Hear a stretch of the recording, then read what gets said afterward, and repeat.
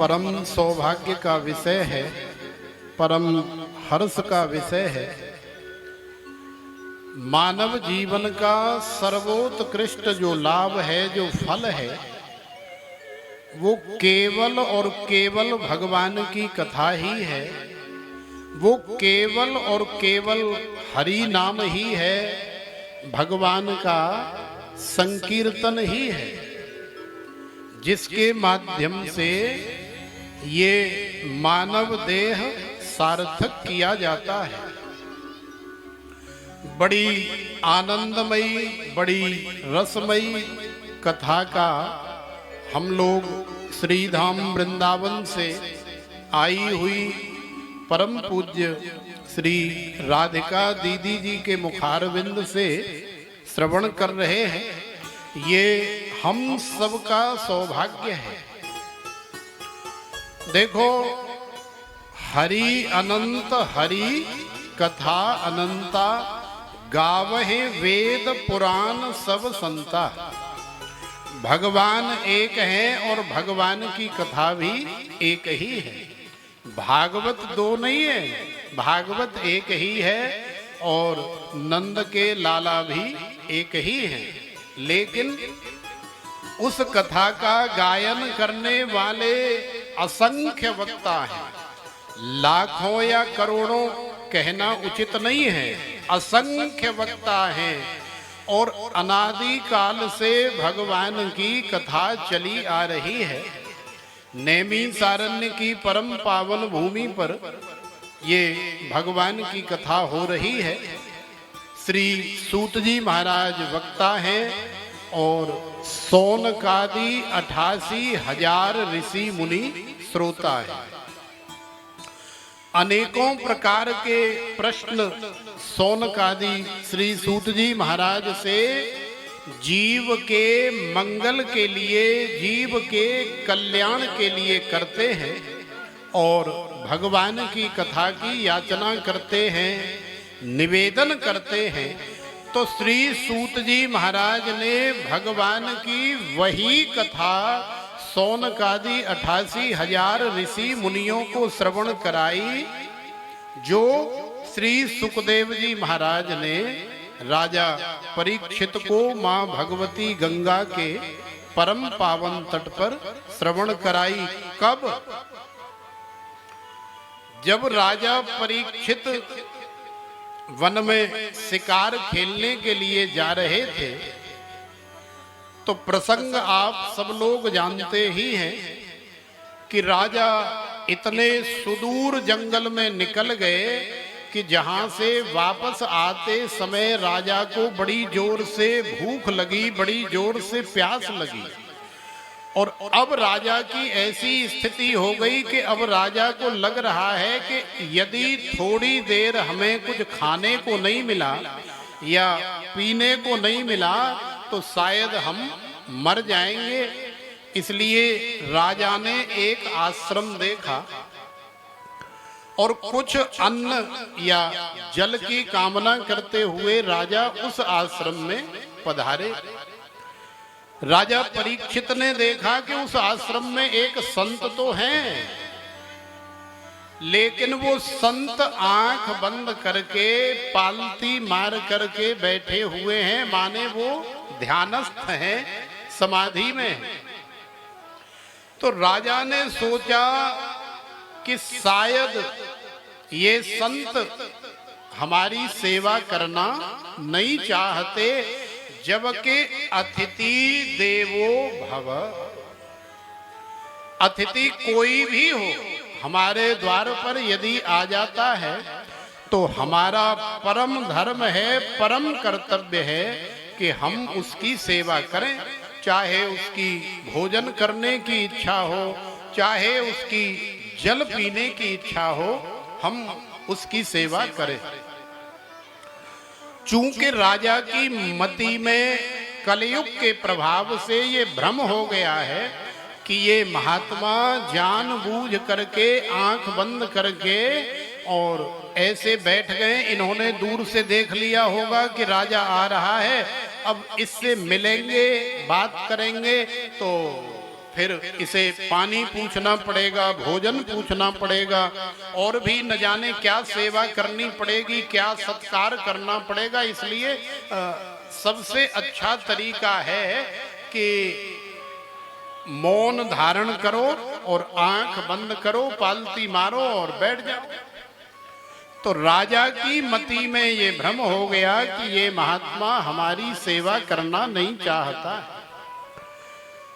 2-4 बार आवाज लगाई, महाराज प्रणाम करते हैं। महाराज मैं राजा परीक्षित आपके द्वार पर आया हूं। महाराज मुझे बड़ी जोर से भूख लगी है, बड़ी प्यास लगी है। यदि थोड़ी देर में मुझे अन्न या जल नहीं मिला तो शायद मेरे प्राण जो है पखेरु उड़ जाएंगे। इसलिए महाराज आंखें खोलो, और चूंकि आपका तो ये आश्रम है तो आपका घर ही है, यहाँ भोजन की और पानी की व्यवस्था तो होगी ही। जब राजा ने काफी निवेदन किया और कम से कम 15-20 मिनट इंतजार किया, लेकिन किसी भी प्रकार का कोई मनोनुकूल उदाहरण या मनोनुकूल कोई भी ऐसा कार्य न होते देख राजा को क्रोध आ गया। और राजा ने फिर जाते जाते रास्ते में पड़ा हुआ एक मरा हुआ सर्प उठाया और उठा करके समीक ऋषि के गले में डाल दिया, ये चेक करने के लिए कि यदि ये जानबूझ करके आंख बंद करके बैठा होगा और धीरे धीरे ऐसे खोल करके देख रहा होगा। अब देखो हमारी तरफ देखो, अब आपको क्या लग रहा है कि हमारी आंखें बंद हैं? लग रहा है ना आपको, लेकिन हम आप सबको देख पा रहे हैं। तो एक इस तरह से भी आंख बंद होती है कि आंख भी आपको लग रहा है कि बंद है, लेकिन हम आपको देख पा रहे हैं।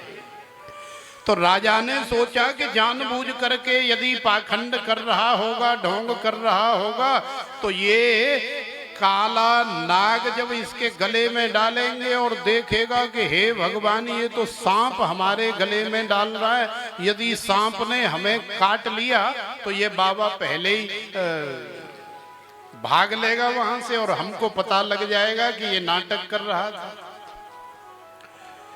लेकिन ऐसा नहीं है, समीक ऋषि वास्तविक समाधि में बैठे। राजा ने मरा हुआ सर्प गले में डाल दिया। अब राजा ने देखा किसी प्रकार की कोई हरकत नहीं हुई, बाबा जैसे पहले बैठे थे वैसे ही अब बैठे, क्योंकि बाबा समाधि में हैं, बाबा संसार में या शरीर में है ही नहीं, वो तो ब्रह्म के अंदर लीन हो चुके हैं। इसीलिए कई बार कहते हैं ना, जैसे यहाँ से संसार से कोई चला जाता है, कोई संत महापुरुष चला जाता है, तो क्या कहते हैं, हमारे महाराज जी ब्रह्मलीन हो गए। ब्रह्मलीन का मतलब क्या है? माने सदा सर्वदा रहने वाली जो लीनता है भगवान के अंदर, उसी का नाम है ब्रह्म लीन। तो समीक ऋषि ब्रह्मलीन है। अब राजा ने गलती तो कर दी, भाई गलती तो हो गई, अपराध तो हो गया, तो समीक ऋषि जानते हैं कोई बात नहीं, उनका जीवन का बड़ा अनुभव है, इसलिए समीक ऋषि ने किसी प्रकार का कोई क्रोध इत्यादि नहीं किया। लेकिन राजा के जाने के बाद जब थोड़ी देर बाद समीक ऋषि का बालक, ब्राह्मण बालक है, ऋषि का बालक है, बड़ा ही तेजस्वी है, तपस्वी है, यशस्वी है, मनस्वी है, ओजस्वी है, ब्रह्म तेज से संपन्न बालक है। उस बालक ने जब अपने पिता के गले में मरा हुआ सर्प देखा तो बालक क्रोध के मारे आग बबूला हो गया।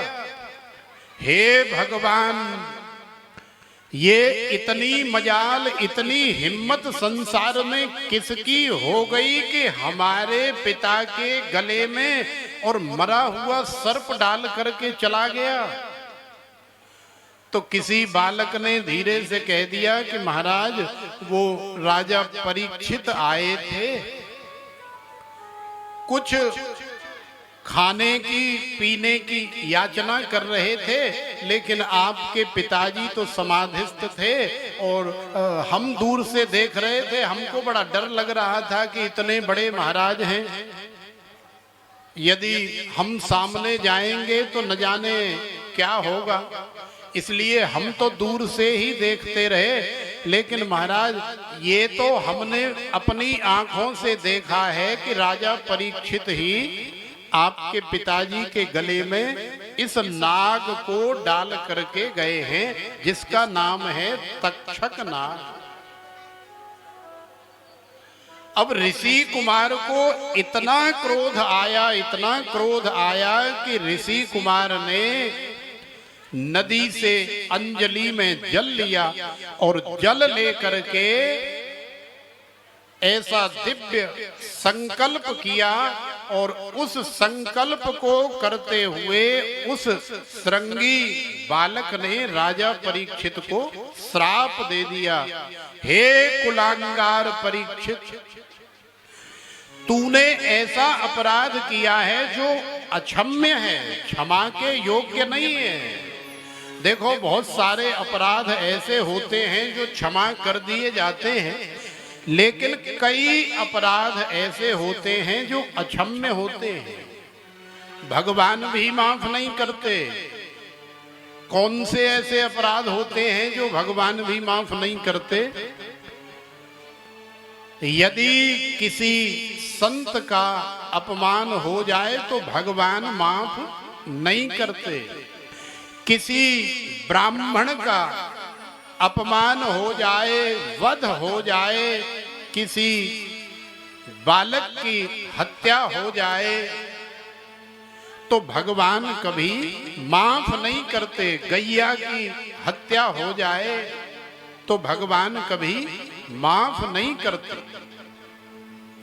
तो यहां भी एक बहुत बड़े संत का, महर्षि का राजा से अपराध हुआ है, गलती हुई है। तो आज राजा को श्राप मिला। कौन सा श्राप? हे कुलांगार परीक्षित, जा, तूने मेरे पिता के गले में ये मरा हुआ सर्प डाला है, लेकिन मैं तुझे श्राप देता हूं कि यही सर्प, यही तक्षक जीवित हो करके और आज के दिन को लगा करके अगले 7वें दिन तुझे डंक मारेगा और तेरी मृत्यु हो जाएगी। सारी दुनिया याद रखेगी कि संत का अपराध करने का परिणाम क्या होता है। अब राजा को तो श्राप लग गया, राजा तो 7 दिन में मरने वाले हैं, क्योंकि श्राप लग गया और वो भी ब्रह्म तेज से संपन्न एक ऋषि कुमार का श्राप लग गया। तो राजा तो 7 दिन में मरेंगे। अब राजा घर आए, घर आकर के जब राजा को पता लगा कि मुझे ऋषि कुमार ने श्राप दे दिया है, तो देखो राजा रोए नहीं, राजा घबराए नहीं, छटपटाए नहीं, बिलखे नहीं। क्यों? क्योंकि राजा जानते हैं मरना तो सबको है ही। इसलिए राजा ने अपनी पत्नी से कहा कि देखो भगवान, मेरे ऊपर उस ऋषि कुमार ने ऐसी कृपा की है कि यदि मुझे पता नहीं होता और मैं मर जाता तो शायद मेरी अधोगति हो जाती। लेकिन ऐसी कृपा तो राजा परीक्षित के अलावा किसी बहुत बड़े सिद्ध संत के ऊपर ही भगवान की हो सकती है, जिसे पता हो कि हम कल मरने वाले हैं। तो यदि हमें ये पता लग गया कि हम कल मरने वाले हैं, तो हम अपने जीवन को सार्थक बनाने के लिए वो उपाय कर लेंगे। कौन सा उपाय कर लेंगे? जिससे हमारा ये मानव जीवन सफल हो जाए। तो देखो, राजा को हमारी दृष्टि से उस ऋषि कुमार ने भले ही श्राप दिया हो, लेकिन वास्तविक तत्वतः दृष्टि यही है कि राजा को श्राप नहीं, ऋषि कुमार ने राजा को आशीर्वाद दिया है।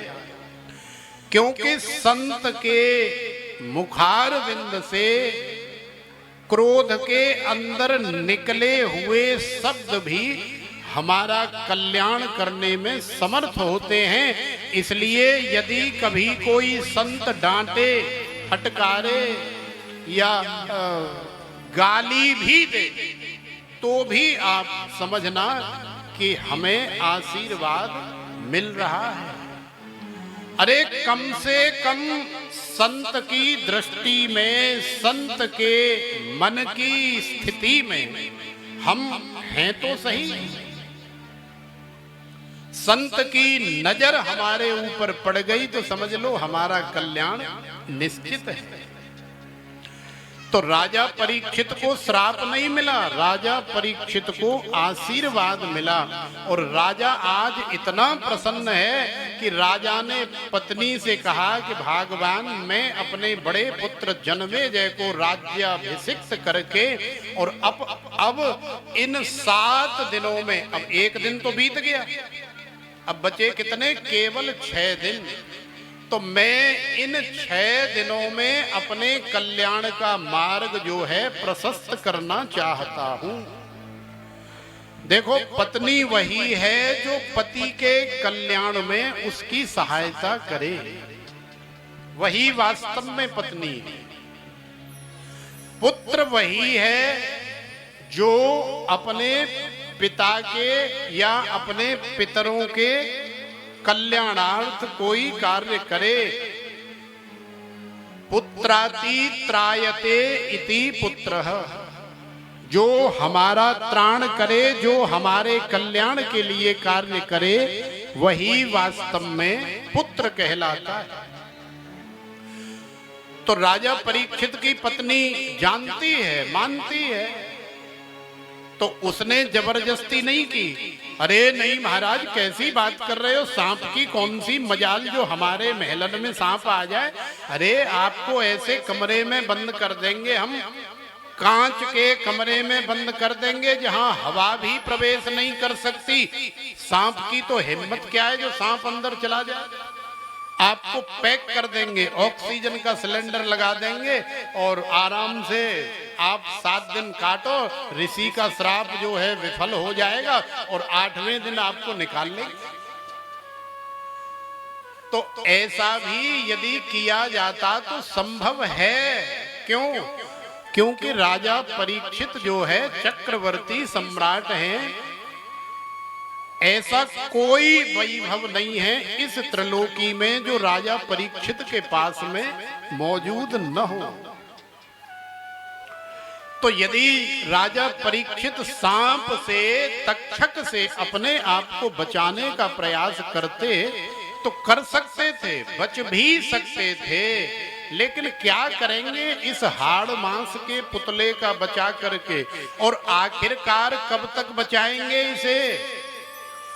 क्योंकि जातस्य ही ध्रुवो मृत्यु ध्रुवम जन्म मृतस्य च तस्मादपरिहार्यर्थे न त्वं शोचितुमर्हसि। भगवान श्रीमद् भगवद गीता में कहते हैं कि हे अर्जुन, जिस दिन जीव का जन्म होता है उसी दिन मृत्यु देवी का भी उस जीव के साथ में जन्म होता है। माने आया है सो जाएगा राजा रंक फकीर, कोई सिंहासन चढ़ चला, कोई बंधा जात जंजीर। तो जाना तो संसार से है ही, इसलिए राजा आज अपने पुत्र जन्मेजय को राज्याभिषिक्त करने के बाद अपना सब कुछ छोड़ करके केवल 3 चीजें अपने साथ में लेकर के चले। वो 3 चीजें हम लोग जान लें हमारे काम की। क्यों काम की? क्योंकि हमें भी वृंदावन जाना है, हमें भी हरिद्वार जाना है, हमें भी काशी जाना है, हमें भी पुष्कर जाना है, हमें भी प्रयाग जाना है कल्याण के लिए। तो आज राजा जब अपने कल्याण के लिए राजपाट छोड़ करके जा रहे हैं तो राजा 3 चीज अपने साथ में लेकर के जा रहे हैं। कौन कौन सी?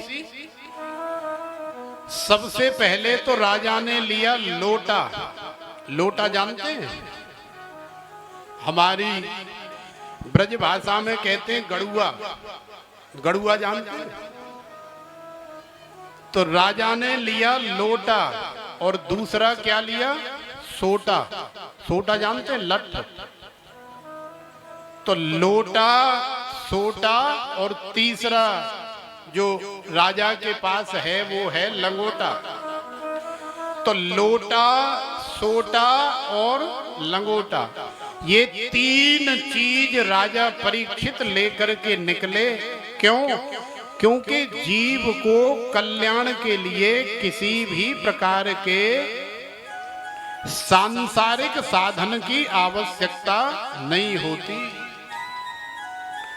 अब हमारी मन स्थिति देखो, हम लोग जब वृंदावन जाते हैं, भले 3 दिन के लिए जाएं या 2 दिन के लिए जाएं, तो सच बता रहा हूं आपको कि हमारे अंदर इतना वजन नहीं होता है जितना सामान लाद करके हम लोग ले जाते हैं। और मन में ऐसा सोचते हैं कि पता नहीं वहां जाके कहीं रहने वहने के लिए कपड़े लत्ते, कहीं कमरा फमरा नहीं मिला तो दिक्कत हो जाए। और ऐसी सड़ी हुई गर्मी में जा रहे हैं और सामान हमसे भी ज्यादा है। अब रेलवे स्टेशन पे उतार तो दिए, एक बैग इधर कंधे पे लटका है, एक इधर लटका है और दोनों हाथों में भी लटके हैं और गधे की तरह चले जा रहे हैं, पसीना से लथपथ है। तो हमारी मन की वृत्ति देखो और चक्रवर्ती राजा परीक्षित के मन की वृत्ति देखो। हमारा कल्याण कैसे हो जाए? हम लोग वृंदावन जाते हैं लेकिन छोड़ करके नहीं जाते। जब केवल 3 दिन के लिए जा रहे हैं तब हम संसार को नहीं छोड़ सकते तो जीवन का कल्याण कैसे होगा? यदि आपको बांके बिहारी, रमण बिहारी, रास बिहारी, कुंज बिहारी, छैल बिहारी पर विश्वास है तो सच मानो आप केवल 1 जोड़ी कपड़े पहन करके श्री धाम वृंदावन में आ जाना और 1 हफ्ते भी रहोगे तो आपका काम बांके बिहारी पूरा करेंगे, चाहे वो रहने का हो, चाहे खाने का हो और चाहे वस्त्र इत्यादि का। तो भगवान पर हमें इतना विश्वास होना चाहिए। आज राजा परीक्षित मां भगवती गंगा के परम पावन तट पर सारा राजपाट छोड़ करके और कल्याण के लिए आकर के बैठ गए। तो राजा के मन में प्रसन्नता है, लेकिन राजा सोच रहे हैं कि मैं ऐसा कौन सा उपाय करूं जिसके माध्यम से केवल 6 दिन में, केवल 7 दिन में मेरी मुक्ति का उपाय हो जाए। तो देखो अनेकों प्रकार के उपाय राजा के मन में आए। कम से कम 20-25 हजार बड़े बड़े संत महात्मा भी राजा के पास आए, राजा को अनेकों प्रकार के उपाय बताए, लेकिन वो उपाय सब लॉन्ग टर्म वाले हैं, माने गारंटी नहीं है कि 100 साल बाद होगा, कि 200 500 साल बाद होगा, कि 1000 साल बाद होगा, या 10 20 50 100 जन्म लेने के बाद होगा, गारंटी नहीं है। करते रहो, ध्यान करते रहो, भजन करते रहो, कथा सुनते रहो, लेकिन गारंटी नहीं है। अब राजा चाहते हैं कि मुझे कोई गारंटी देने वाला उपाय बता दे। हम लोग भी तो गारंटी ढूंढते हैं कि नहीं? अरे 500 रुपए की कोई साधारण सी वस्तु खरीदते हैं ना बाजार से, तो दुकानदार से पूछते हैं भैया इसकी गारंटी कितने दिन की है? तो दुकानदार कहता है कि 1 साल की गारंटी है महाराज। तो हम कहते हैं यार 2 साल की गारंटी में नहीं है, कोई दूसरी कंपनी देख ले। लेकिन गारंटी चाहिए। तो देखो, यदि आपको अपने कल्याण की गारंटी चाहिए तो तुम्हारे कल्याण की गारंटी का जो संसार में यदि कोई उपाय है तो वो उपाय केवल और केवल श्रीमद् भागवत की कथा ही है। इससे बढ़कर के और कोई दूसरा उपाय जीव के कल्याण के लिए संसार में मौजूद नहीं है।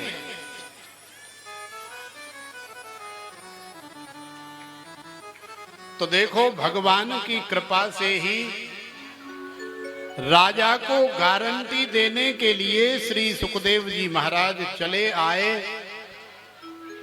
और श्री सुखदेव जी महाराज ने राजा को गारंटी दे करके भगवान की कथा सुनाई।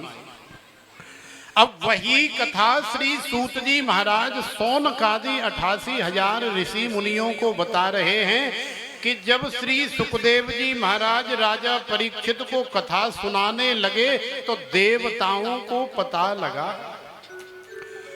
अब देवताओं को पता लगा कि तो देवता तो जानते ही हैं आपके स्वकार्य कुशला सुरा, माने देवता लोग अपना कार्य बनाने में बड़े ही चतुर हैं, चालाक हैं, दक्ष हैं, निपुण हैं।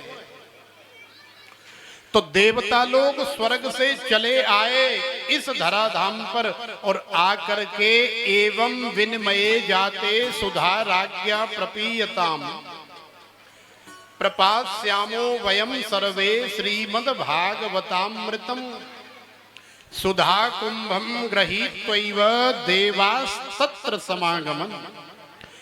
हे महाराज, हे गुरुदेव, हम आपको प्रणाम कर रहे हैं और आपसे निवेदन कर रहे हैं कि ये जो भगवान की कथा, ये जो श्रीमद् भागवत की कथा आप इस राजा को सुनाने वाले हैं, गुरुदेव आप इस कथा को हमें सुना दीजिए और इसके एवज में आप जो चाहें हमसे ले लीजिए।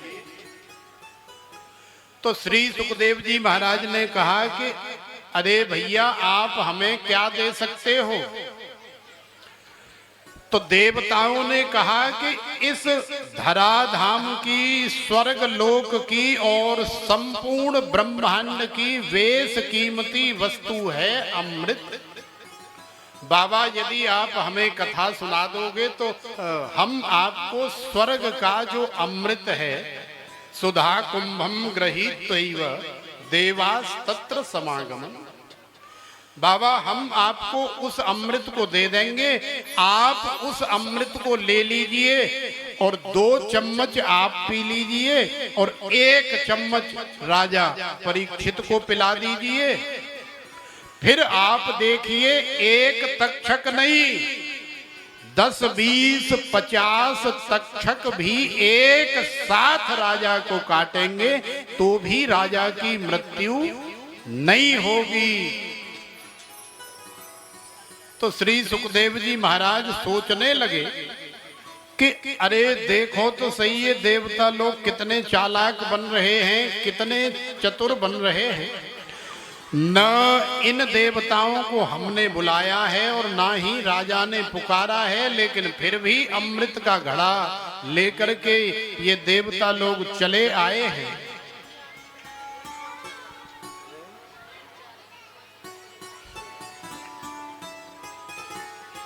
तो श्री सुखदेव जी महाराज ने देवताओं को डांट लगाई, फटकार लगाई, दुत्कार लगाई। और श्री सूत जी महाराज कहते हैं कि अभक्तांस्तांश्च विज्ञाय न ददौ स कथामृतम श्रीमद् भागवती वार्ताम सुराणाम अपि दुर्लभा।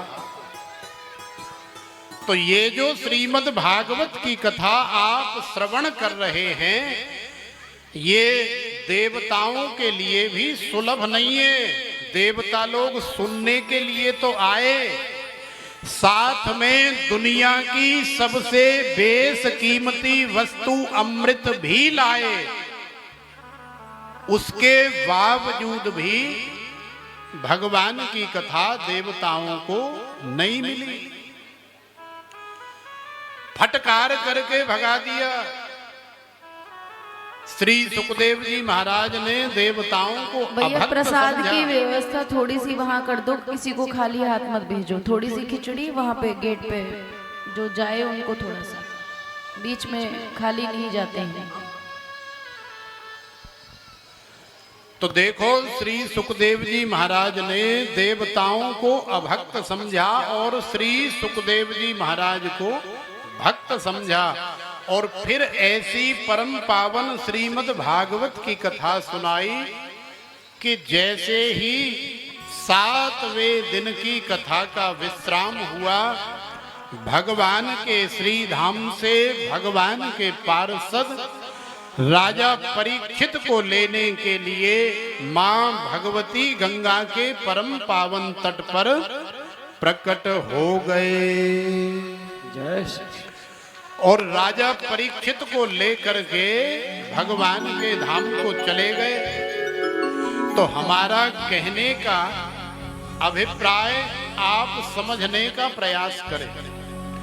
ये जो कथा आपको इतनी आसानी से, इतनी सुलभता से, इतनी सहजता से, बिना किसी शर्त के मिल रही है, इस कथा को कराने के लिए, इस आयोजन को सफल बनाने के लिए मुख्य भूमिका आप सब लोग जानते ही हैं। श्री प्रमोद कुमार जी और उनका परिवार है ही, जिनके सब लोगों के नाम तो हम जानते नहीं हैं, लेकिन एक का नाम ले दिया तो आप सब आगे समझ ही लेंगे। तो ये कथा केवल किसी एक की प्राइवेट नहीं है, क्योंकि भगवान और भगवान की कथा कभी प्राइवेट नहीं होती, पर्सनल नहीं होती, ये सार्वजनिक होती। सार्वजनिक कहने का अभिप्राय क्या है? माने इसे श्रवण करने का और इसमें सेवा करने का सभी का अधिकार होता है। अब देवताओं की तरह तुम कहोगे कि नहीं महाराज आप हमको कथा सुनाओ, और ये प्रमोद क्या है हमारे सामने, 1 लाख रुपए ही तो दे रहे हैं, लो 5 लाख रुपए लो और हटाओ, कल से वहां कथा शुरू करो। यदि कोई 5 लाख रुपए लेकर के आ जाए तो इस कथा को छोड़ करके हम चले जाएंगे। तो यदि इस कथा को छोड़ करके हम चले जाएंगे तो समझ लेना कि फिर हम कथा करने वाले नहीं हैं, हम भजन करने वाले नहीं हैं, हम भगवान के भक्त नहीं हैं, हम तो बिजनेसमैन हैं, हम तो धंधा करने वाले हैं। तो भगवान की कथा न 1 लाख में मिलती है, न भगवान की कथा 5 लाख में मिलती है, और ना ही भगवान की कथा 10 लाख में मिलती है, और ना ही भगवान की कथा करोड़ों रुपए में मिलती है, और ना ही भगवान की कथा स्वर्ग की सबसे बेशकीमती वस्तु अमृत से मिलती है।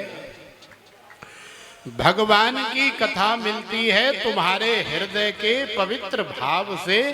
तो अपने हृदय में पवित्र भाव की जागृति करिए, आपको कथा मिल जाएगी और मिल ही रही है। तो केवल हृदय का भाव होना चाहिए कि हमें कथा करानी है। जैसे हमारी कोई बेटी है, तो बेटी है तो विवाह तो हमें करना ही है। कोई आवश्यक नहीं है कि हमारे पास 10 लाख रुपए नहीं है तो विवाह में हम 10 लाख ही लगाएंगे तो ही बेटी का विवाह होगा, ऐसा नहीं है। यदि हमारे पास केवल 2 लाख रुपए हैं तो भी हमारी बेटी ब्याही जाएगी।